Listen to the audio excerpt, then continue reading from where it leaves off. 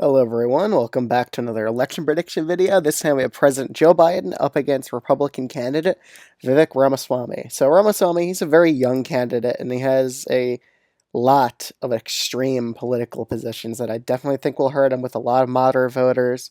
Definitely would not make him that appealing of a candidate among independents either. I really think he would struggle in an election against Joe Biden. So we're just going to get into it as I fill in these safe red states. And if you aren't subscribed to the channel already, you should totally subscribe if you're interested in political predictions and political content like this. But let's get on with this video. So I'm going to start off with some likely Republican states. So yes, South Carolina would go below 10. I also think Kansas would as well.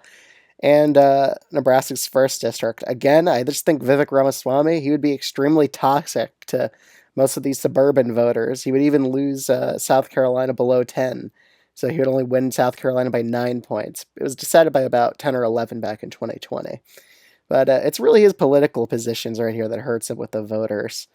I mean, you could just take a look at some of these. He wants to fire 75% of federal employees, dismantle civil service protections, abolishing 5 federal agencies, and including the education department and the FBI. Like, this guy's going to get blown out. I don't think a majority of voters or the median voter would even support getting rid of the education department or ending the FBI.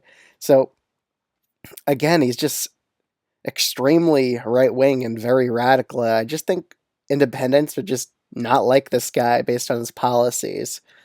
And on the debate stage, he's been proven a liar like multiple times. So again, it's just he's a terrible candidate. He would get destroyed in an election against pretty much every Democrat.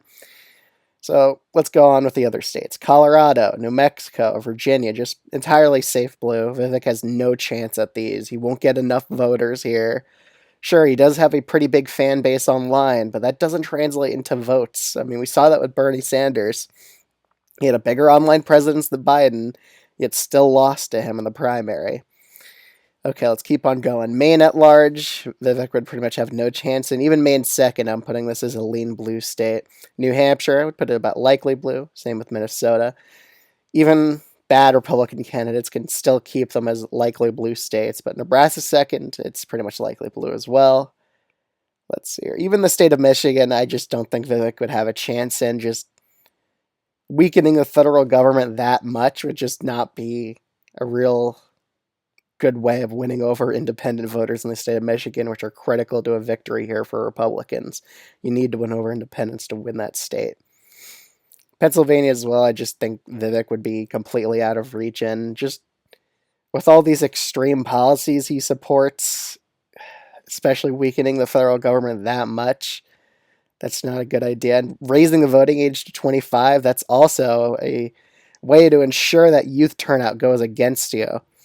And so far, Trump has decided not to attack the young voters as much, and that's actually working for him in some of the polls. He's doing a lot better with young voters than most Republicans have done in quite a while. So Vivek would just turn that entire young base of voters against him. And that would just cause youth turnout to skyrocket, which it usually doesn't as much in presidential elections. I think we'll see like the highest youth turnout ever if Vivek's the nominee against him. Okay, let's continue. The state of Alaska, I still think he would win it over, but only by a lean Republican margin. Biden would actually make the state extremely competitive. Iowa would also get a bit more competitive, but again, it's just the Republican trends here are just against Democrats long term. Same with Ohio. Even though Vivek has some very radical policies, he'll still win over Ohio and Iowa, just because the Republican trends there are too much to override that. Wisconsin, I have this as about a lean blue state. I think he'll keep it to a 4-point Biden win. Still a pretty big size Democratic win here, though. In the state of Florida, with the Republican trends here, I think still Vivek would hang on, but it'll be by a much closer the margins than what most Republicans win the state of Florida by. In the state of Arizona, yeah, he would get blown out here. Same with Nevada. I just don't see him having any real shot against Joe Biden here with all those radical policies.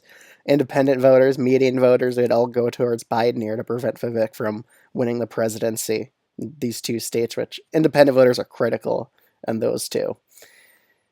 Okay, let's see what states we have left. Georgia and North Carolina, both as lean blue states. I just don't see Vivek doing well with independent voters and median voters at all here. Even though Biden's very unpopular, Vivek would be just more unpopular than him. Biden would be just the lesser evil again, and I would just edge him out with the voters here just because of Vivek's, frankly, extremely right wing policies and radical policies. They wouldn't work well in these two states. Even the state of Texas, yes, I know Texas, even this would go tilt blue against Vivek Ramaswamy. He's just so right wing, so radical. I mean, ending so much federal agencies here for no good reason. This will cause Texas to flip blue against him. He's probably the worst Republican candidate running for the presidency. He would get blown out in most states. I mean, he's lucky to have won Iowa, Ohio, and Florida, and even Alaska on this map. I mean, he could get blown out even more than this, but I'm being kind of generous to him and giving him some of these states because I'm just assuming Republican trends here will be too hard to override them, even with such radical policies. But that's currently how I see a Vivek v. Biden matchup going. I think Biden probably wins a popular vote by 6% against him. It's a pretty big victory in a popular vote and a pretty big victory in the Electoral College for Biden. So, again, I just think Vivek's extremely overhyped. People are really giving him too much credit. Electorally, he would get destroyed. Sure, he might do well in a future Republican primary, but that doesn't mean nothing when it comes to a general election. But that's my take on a Biden v. Vivek matchup. Let me know what you think of it in the comments below, and I'll see you all in the next one. Thanks for watching.